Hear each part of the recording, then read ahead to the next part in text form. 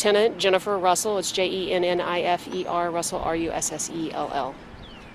just give us the basics of the situation? Sure. So today, just before noon, we were called to 88th and Boyd for a shooting. We had one female victim who was reported to have a gunshot wound and a possible suspect fleeing the area. We set up a perimeter quickly, and we're currently investigating. The victim was sent code 2 to the hospital. Did this happen here at the park? Yes, it did. It happened on the trail here. Well, the victim was on the trail, yes. Yeah. Any idea if the victim was here when they were shot, or they shot on the trail? Any idea at all yet? Yes, so the victim was located just behind me on the Keystone Trail on the west side here by the baseball park. And then a lot of officers went up to the north area here. What's that all? Right, so we had reported that a person had fled the scene on foot, and that's who we were looking for, but we don't know that that's necessarily our suspect. It could have just been someone fleeing to safety.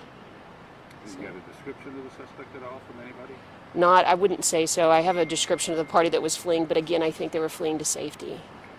Were there other people around that may have seen anything? We had some people that stopped that had some information regarding the case, yes, and we're interviewing them now. Have you found evidence at anywhere at the scenes that you've been at so far? We do have evidence as far as this incident has occurred. Any idea what's going on up on there? We stopped a vehicle of interest. So again, it's early on in the investigation, so we're still investigating that, but that was a vehicle that we believe is either a witness or a suspect. So.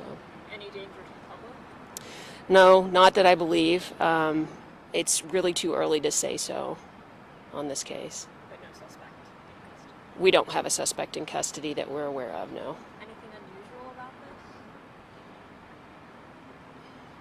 this? I think all shooting scenes are unique, so it does definitely have its unique parts to it, but I don't know that I would say any more unusual than any other shooting. What are those unique parts? The unique parts? I don't know. We don't have enough information right now to go forward with some theories on what that would be, so I don't know that I would want to speak to it right now. And we've heard that the victim is a woman. It is a adult female victim. Any idea on age, roughly? I can't give you that, but it is an adult I female. hear there's a call out that there are no other police cruisers available citywide. Obviously, this is tying up a lot of manpower. Yes, every time we have a critical incident, it's going to tie up a lot of manpower. And Any idea how many are involved here? how many officers How many are officers?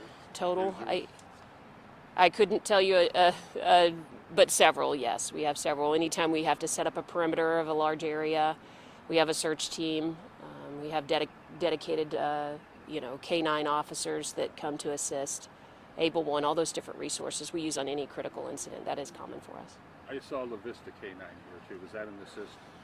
Yes, so if they're in the area, a lot of times they'll go ahead and assist, especially because they have, it's unique to have that asset with them, a K-9 officer. So, Was there only one shot fired? I believe there's multiple shots that were fired. I don't have a total count. And it sounds like you're still working to find out if it was a targeted or a stray bullet situation, or do you have information? Right. I don't want to make assumptions at this point. It is too early to tell on that, but This is a very large wooded area. yes, here. it is. Talk about some of the difficulties that your officers run into and how easy it could be for someone to hide. Right. So we have, anytime we have a wooded area like this, Able One comes to search, and they have there are different tools that they use. If it is FLIR cameras and so forth, and with those cameras, it creates problems when we have thick wooded areas. So then we're looking at focusing on a ground search, and then we have those limitations with that, and that's why we bring our K-9 in to help us with those types of searches.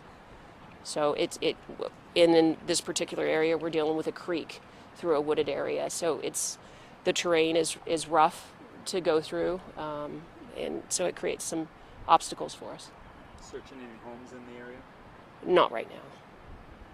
The chopper was up for a while, went away. Yes, so anytime we have somebody that we believe, again, fled on foot, not sure if we're dealing with a suspect, a witness, or a victim, we want to try to locate them, see if we can get some information, and that's the quickest way for us to see up above where someone might be walking in the area, and we'll try to identify those people. So. Any reason it's not They did a ground search and they completed their ground search. So we decided to take a different angle and try to identify some more witnesses. So we're continuing with that. We're canvassing the area. So Anything the public can do to help? if they have any information, they can certainly call us. They can call 911 if they want to talk to a detective or call our central police station front desk if they have any information as a witness in this area at the time of the shooting. Also, if someone has any information that may lead to a suspect in this case, they can always call Crime Stoppers. There was officers that were up about a block that way. Was that scene connected to this one? So yes, so our perimeter extended to 90th Street and north of here, and so some officers stopped a vehicle of interest. Okay. So, Because yeah, it appeared that there was somebody in the back of the cruiser. That was a person of interest. so yes, a vehicle. We went ahead and detained somebody as a person of interest associated with this. I apologize for that. So, I guess we've covered Yeah, it all. okay. Yeah. Thank you Any so other much for all questions? your help. You have any- Yeah. Okay. Thank Yeah.